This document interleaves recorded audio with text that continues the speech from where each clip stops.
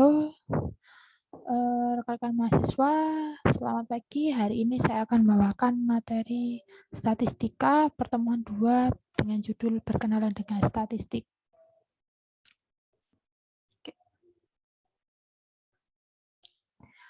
Masuk ke dalam arti dan kegunaan data. Data berarti sesuatu yang diketahui atau dianggap. Apakah berarti semua hal yang ada itu adalah data? Iya. Jumlah saldo rekening saya, jumlah cicilan, misal cicilan teman Anda, itu termasuk data, tapi kita nggak tahu data itu benar atau tidak. Kan dia bisa jadi hanya sesuatu yang kita ketahui atau anggapan. Dia belum tentu fakta. Apakah semua data informasi? Ya, bergantung dia penting atau tidak. Kalau kita pengen tahu fakta, bagaimana? Itu harus sebuah data harus melalui namanya pengujian hipotesis, baru bisa dikatakan fakta. Ada yang bisa diuji secara empiris, misalkan nih rasa garam. Teman-teman jilat, oh asin rasanya. Ya, kita bisa mencobanya. Tapi bagaimana dengan data-data sosial seperti ini? Bagaimanakah kinerja perusahaan yang dikelola oleh keluarga? Nah, kita tidak bisa mencobanya. Ya, kalau teman-teman punya perusahaan mungkin bisa mencoba. Tapi apakah perusahaan teman-teman menggambarkan kondisi seluruh perusahaan keluarga di Indonesia? Tidak bisa. Ini salah satu penelitian saya terkait kinerja perusahaan keluarga. Saya melakukan pengujian hipotesis melalui regresi linear. Ini nanti regresi linear kita bahas setelah UTS sepertinya. Nah, di itu saya menemukan dari pengujian hipotesis, perusahaan keluarga memiliki kinerja yang negatif atau buruk daripada perusahaan non-keluarga. Kenapa? Karena ternyata banyak anggota keluarga yang dia tidak kompeten. Dia bukan di bidangnya, tapi menjabat sebagai manajemen. Misal nih, dia lulusan fashion designer, tapi dia menjabat sebagai CEO perusahaan tambang. Kan ya enggak make sense seperti itu. Nah, data itu dapat memberikan gambaran tentang suatu keadaan atau persoalan untuk membantu pengambilan keputusan terkait. Ya, kita butuh data untuk itu. Bagaimana kondisi saat ini, apa yang harus kita lakukan, kita butuh data. Kalau saya nggak pakai data, ya gambling. Bisa jadi keputusan yang Anda ambil benar atau salah. Ya istilahnya, apa ya, mungkin seperti mengundi nasib. Nah, kita sebagai orang akuntan, ketika mengambil keputusan, kita butuh namanya data. Yang pertama, ketika kita melakukan suatu perencanaan. Agar perencanaan itu sesuai dengan kemampuan yang ada. Sehingga kita mencegah perencanaan yang tidak masuk akal atau bisa dikatakan perencanaannya terlalu tinggi daripada yang mampu direalisasikan. Katakanlah gini permisalannya, gedung FEB UPN. Kita merencanakan akan membangunnya 100 lantai, tapi anggarannya cuma 5 triliun. Mungkin atau tidak? Nah, itu harus dilihat. Nah, ketika anggarannya 5 triliun, hanya cukup untuk 10 lantai. Ya sudah. Nah, dan ada data keuangannya, ada data, nanti kebutuhan yang dikeluarkan untuk pembangunan berapa. Akhirnya kita tahu, perencanaan realistis seperti ini. Kemudian alat pengendalian. Balik lagi ke contoh tadi pembangunan gedung FEB. Katakan anggarannya 5 triliun. Sejauh ini sampai katakanlah bulan September sudah terrealisasi 70%, katakanlah. Benarkah realisasi 70% itu dibandingkan dengan fisiknya dan anggarannya? Nah, ini kan butuh data. Data, kondisi lantainya sudah terpasang atau tidak, kondisi temboknya sudah dicat atau belum, dan sebagainya. Dan dasar evaluasi. Ketika ada data, kita bisa tahu, ini memang benar nih sudah 70%. Pada 70% untuk bulan September, harusnya sudah berapa persen jika target selesainya Januari. Nah, dengan data tadi kita bisa melakukan evaluasi. Data ini kan sangat banyak. Beribu-ribu, berjuta-juta di sekeliling kita. Bagaimana kita memilih datanya? Bagaimana kita menggunakan data-data itu untuk pengambilan keputusan? Kita butuh namanya statistik. Nah, kita balik apa sih definisi statistik? Dalam arti sempit, statistik berarti data ringkasan berbentuk angka, kuantitatif. Dalam arti luas, statistik berarti suatu ilmu yang mempelajari cara pengumpulan, pengolahan, penyajian, dan analisis data, serta pengujian hipotesis, sehingga serta cara pengambilan kesimpulan dengan memperhitungkan unsur ketidakpastian berdasarkan konsep probabilitas. Jadi kok secara umum statistik ya udah data yang bentuknya angka, tapi secara luas statistik itu dari bagaimana kita mengumpulkan, mengolah, mengelompokkan, menyajikan hingga menganalisa.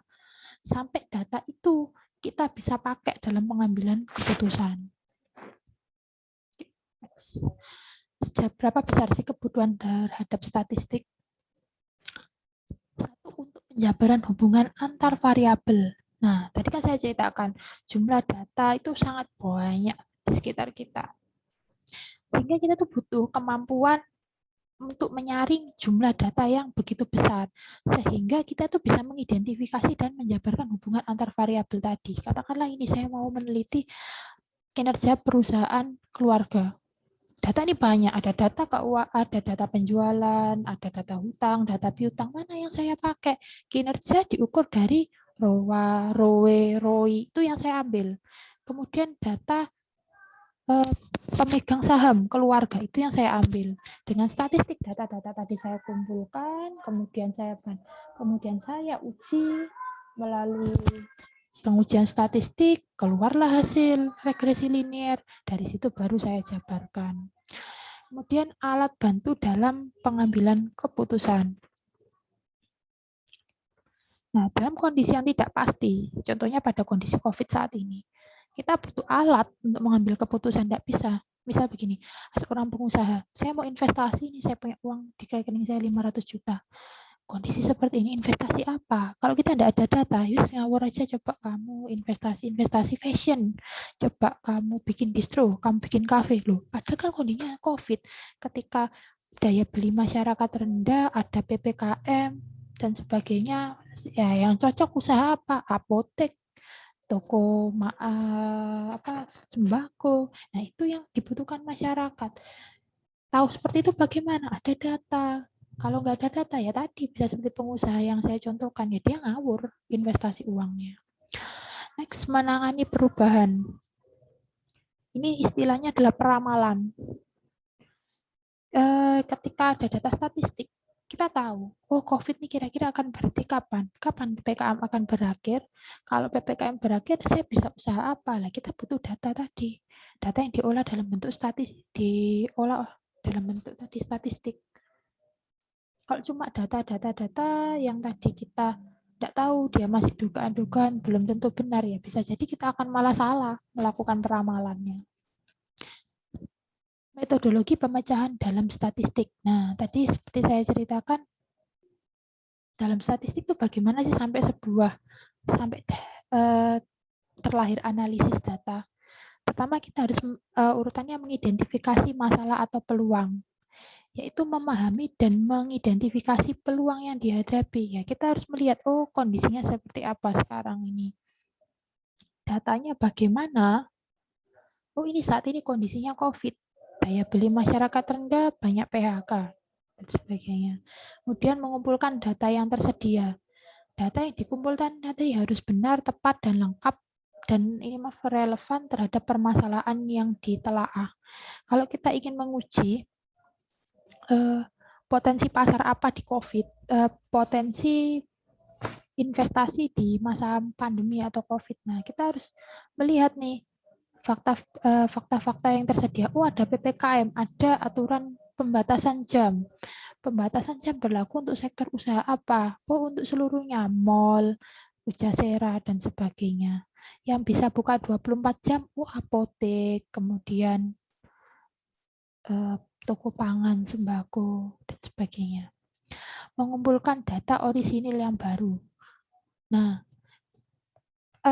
ini nanti terkait sama sumber data sebenarnya. Ada data internal sama eksternal. Oh, sorry, ada sekunder, ada primer. beberapa data kita bisa dengan bebas mengambil. Misalkan data yang disediakan oleh BPS. BPS secara rutin itu ada semacam katalognya. Nah, kita bisa ngunduh dari sana. Oh, misalkan BPS menyediakan, data sektor-sektor usaha terdampak COVID bisa diambil. Nah, kalau nggak ada gimana? Ya, kita bisa mengumpulkan sendiri. Menemui misalkan sumber terkait. Oh, saya datang nih ke kantor-kantor pemerintah, misalkan ke Satgas COVID, saya bertanya, seperti apa kondisi COVID saat ini, kebijakan yang telah diambil bagaimana. Nah, itu saya mengatakannya sumber primer. Seperti tadi saya datang langsung melakukan wawancara. Kemudian mengklasifikasikan dan mengikhtisarkan data. Nah, kita identifikasi data itu sesuai jenisnya. Ini data apa, nanti ada ordinal, ada nominal, dan sebagainya. Kemudian datanya disajikan. Setelah diklasifikasikan, disajikan dalam bentuk apa? Yang mudah dipahami, yang ketika orang lihat, oh begini kondisinya. Tabel, grafik. Nah, baru setelah tadi ada tabel grafik, kita kasih interpretasinya, kasih keterangannya. Oh, ternyata berikut ini sektor-sektor usaha yang terdampak COVID. Nah, kita bisa seluruh sektor yang ada di Jawa Timur, ada sektor industri, ada sektor jasa, dan sebagainya. Nah, nanti dilihat dari grafik, oh ternyata sektor yang paling terdampak adalah sektor apa, grafiknya turun, naik, nah itu akan kelihatan. Next, penarikan dan pengorganisasian data. Nah, gimana sih caranya kita mengambil data? Ya, kita bisa ngambil data dari mana saja, tergantung Anda penelitiannya seperti apa. Ada internal sama eksternal. Nah, internal ini kaitannya kita ngambil langsung nih ke sumbernya. Misalnya saya wawancara langsung tadi ke Satgas COVID, nah itu masuk internal. Kalau eksternal, ya bisa saya mengambil dari pihak lain yang masih terkait.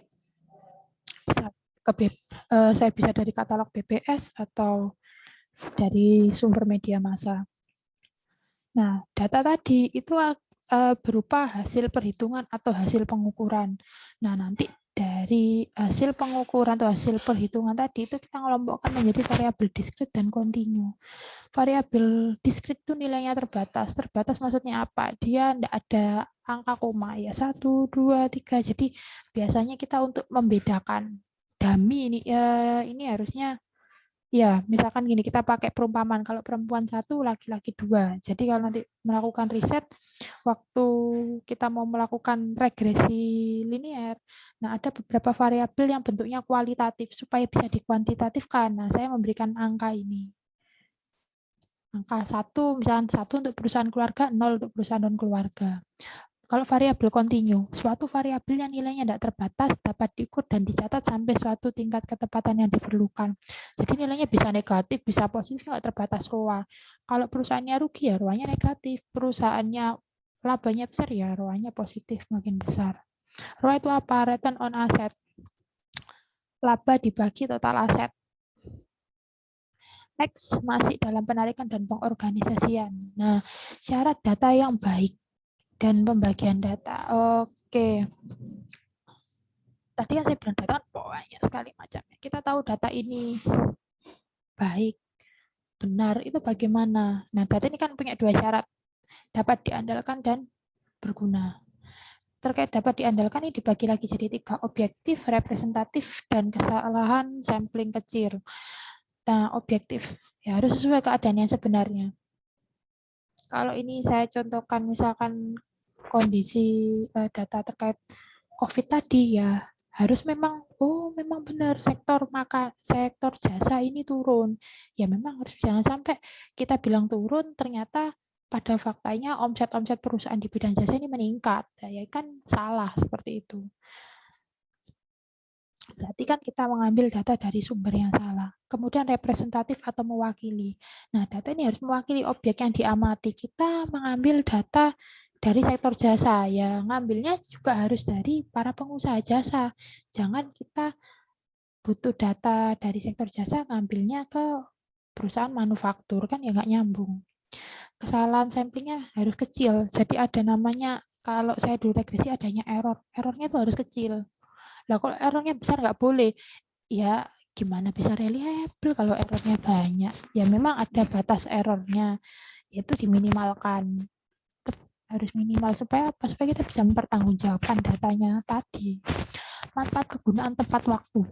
Ya datanya ini harus dalam kurun waktu yang sesuai. Anda ingin melihat data perusahaan yang terdampak COVID. Saya pakai ini data 2020 sampai 2021 benar. Tapi kalau kalau Anda pakainya data tahun 2016 sampai tahun 2018, ya itu salah. Ya akhirnya nggak sesuai. Kemudian relevan, ya harus ada hubungannya dengan masalah yang diteliti. Jangan sampai kita menguji terkait pandemi, tapi kita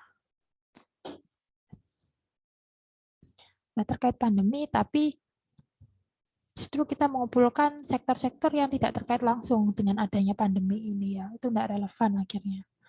Next. Nah, ini pembagian data ya tadi. Menurut sifatnya, ada data kualitatif, data kuantitatif. Kualitatif ini tidak berbentuk angka atau non-numerik. Misalkan ini, produksi daging sapi meningkat, harga daging ayam murah. Ya, ini kan kita tidak ada angkanya, cuma kalimat saja, produksi dagingnya meningkat, harga daging ayamnya murah, menurun, dan sebagainya. Kalau kualitatif, dia dinyatakan dalam angka. Maksudnya begini, harga sapi per kilonya 50.000, harga daging ayam lebih murah 10.000 daripada daging sapi. Ini kan ada angka-angkanya seperti ini. Akhirnya apa? Kalau ada angkanya tadi kita bisa menghitung. Kalau kualitatif ya cuma pernyataan saja, tidak ada angka-angkanya. Next, 4 tingkatan variabel. Nah, ini tadi ketika kita habis mengumpulkan data kan kita harus mengelompokkan data ini apa dia termasuk nominal, ordinal, interval, atau rasio. Apa sih data? Ini apa sih nominal? Angka yang berfungsi hanya untuk membedakan sebagai lambang atau simbol. Disebut data kategori, non-metrik, atau kualitatif. Contohnya tadi, waktu saya ceritakan saya punya riset perusahaan keluarga. Nah, saya mengkategorikan perusahaan keluarga dan non-keluarga itu dengan angka. Perusahaan keluarga 1, non-keluarga 0. Kalau di sini biasanya penelitian gender. Perempuan 0, laki-laki 1, atau sebaliknya. Itu dari mana mengelompokkan seperti itu? Ya, ini biasanya dari penelitian terdahulu. Data-data kualitatif supaya bisa dihitung secara statistik harus dibuat menjadi angka. Ordinal, angka yang selain berfungsi sebagai nominal juga menunjukkan urutan dengan jarak yang tidak sama, tidak sampai menunjukkan berapa kali. Jadi ini misalnya untuk pemeringkatan pendidikan. Kalau sarjana nilainya sarjana urutan 1, magister 2, doktoral 3, atau bisa dibalik. Jadi angka-angka di sini hanya menunjukkan urutan saja, tidak berarti oh ketika doktoral poinnya 3, sarjana 1, no. Hanya menunjukkan urutan. Misalkan urutan dari yang terkecil sampai yang terbesar. Interval. Angka yang selain berfungsi sebagai nominal dan ordinal juga menunjukkan jarak yang sama tapi tidak sampai menunjukkan berapa kali, tidak mempunyai titik asal 0. Jadi interval itu biasanya kita gunakan untuk penilaian. Angka-angka itu punya arti sangat puas, nilainya tinggi, puas 3, cukup puas 2, puas 1. Jadi angka 4 ini mengandung makna bagus sekali. 3 ya agak turun dikit, 2 ya agak, 1 jelek, seperti itu. Kemudian kalau rasio, angka yang selain berfungsi sebagai nominal, ordinal, dan interval juga menunjukkan berapa kali sebab mempunyai titik asal 0. Nah, jadi ini contohnya adalah ROA. ROA itu kan tadi dari jumlah laba perusahaan dibagi aset. Kepanjangannya ROA adalah return on asset. Nah, jadi dia tuh bisa negatif, bisa positif. Nanti tergantung kalau perusahaannya rugi ya ROA-nya negatif. Kan labanya negatif, ya benar rugi dibagi asetnya. Kalau laba kan dia positif bagi aset. Next. Data menurut sumber tadi. Kita sekilas membahas sebelumnya ada terkait data internal, data eksternal. Data internal, data yang bersumber dari keadaan atau kegiatan suatu organisasi atau kelompok. Nah, ini misalkan saya contoh PT EKZ di sini, data penjualan, data produksi dapatnya ya dari PT EKZ itu sendiri. Misal teman-teman magang ya, nanti mungkin ada PKL kalau di UPN. Nah, waktu PKL nanti teman-teman akan dapat namanya data internal, mintanya ya dari perusahaan itu tadi, langsung ke sumbernya. Kalau data eksternal, data yang sumbernya dari luar suatu organisasi atau kelompok. Contohnya data daya beli konsumen dari BPS. Nah, bagus mana data internal atau eksternal? Bergantung kegunaannya. Ketika kita hendak menganalisa satu perusahaan secara spesifik, ya lebih baik data internalnya dia. Kemudian kalau data eksternal, ya kalau kita ingin menjangkau yang cukup luas, tidak semua perusahaan itu terbuka terhadap datanya. Teman-teman nanti kalau PKL atau magang akan mengalami namanya ada koreksi. Oh, ini data tidak boleh dikeluarkan, ini boleh dikeluarkan. Biasanya dari pihak eksternal. Nah, dia akan melakukan cek seperti itu. Ada data-data yang hanya konsumsi internal saja. Next, data menurut cara memperolehnya. Data primer, data yang dikumpulkan dan diolah sendiri oleh suatu organisasi atau perorangan langsung dari objeknya. Contohnya, hasil wawancara para peternak susu. Nah, data primer ini kita langsung nemuin ke subjeknya. Sebenarnya nggak beda jauh sama data internal sama eksternal. Data primer ini kita langsung datang menemui sumbernya. Kalau bedanya dengan data internal, kadang data internal kita tuh nggak langsung. Misalkan ini data keuangan perusahaan, kita mintanya bisa jadi nggak ke bagian keuangan, mintanya tadi ke bagian eksternal atau HRD-nya. Dia nanti ngasih, oh ini datanya yang boleh dipakai, seperti itu. Data sekunder. Data yang diperoleh dalam bentuk jadi dan telah diolah oleh pihak lain yang biasa dalam bentuk publikasi. Ya tadi contohnya data BPS. Kalau data primer kita dapatnya biasanya raw banget. Misal wawancara ya, Anda bikin-bikin sendiri pertanyaannya, mengklasifikasikan poin-poin dari hasil wawancara itu. Kalau data sekunder, ya umumnya dia sudah tersusun rapi dalam katalog. Kalau di BPS, kalau di Bursa Efek, IDX, ya kayak ROA, ROE, kemudian data penjualan dan sebagainya, dia ada di laporan keuangan tiap-tiap perusahaan. Cuman ya tetap kita harus ngambil satu-satu. Next, data menurut pengumpulannya. Data ini sebenarnya kalau dibuka ada dua, data time series, cross section. Ini saya tambahin data panel. Data time series, data yang dikumpulkan dalam suatu periode tertentu biasanya menggambarkan keadaan atau kegiatan dalam periode itu. Data contohnya adalah data penjualan perusahaan manufaktur tahun 2018. Nah, ini saya contohkan data-data di Bursa Efek. Nah, data di perusahaan manufaktur yang banyak, tapi kita membatasi kalau time series itu pada kurun waktu tertentu, satu kurun waktu biasanya. Apa beda kalau data cross section? Dia kurun waktunya panjang, tapi spesifik satu perusahaan. AALI. Apa itu AALI? Jadi kalau teman-teman ada yang udah pernah main saham, apa tahu namanya ticker.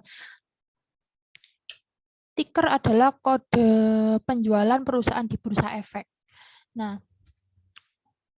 ticker itu terdiri dari 4 huruf. Ini contohnya kalau AALI itu kode untuk perusahaan Astra Argo Lestari atau Astra tapi yang terkait perkebunan setahu saya. Nah, ini contohnya lah data penjualan Astra Agro Lestari dari tahun 2018 hingga tahun 2021. Nah, jadi data ini melingkupi tahun yang panjang. Tapi spesifik satu perusahaan Astra Agro Lestari beda sama time series ya. Kalau time series tadi kan perusahaan manufaktur banyak perusahaannya. Kemudian data panel. Kalau data panel itu kombinasi dari time series sama cross section. Perusahaannya banyak, rentang tahunnya panjang. Nah, biasanya kalau teman-teman yang nanti skripsi kuantitatif, dia kan pakai data panel. Kita pakai banyak perusahaan dengan rentang tahun yang panjang. Loh, kenapa kita seperti itu milihnya? Karena statistik tadi juga, kalau saya pakai regresi, ada minimal sampel.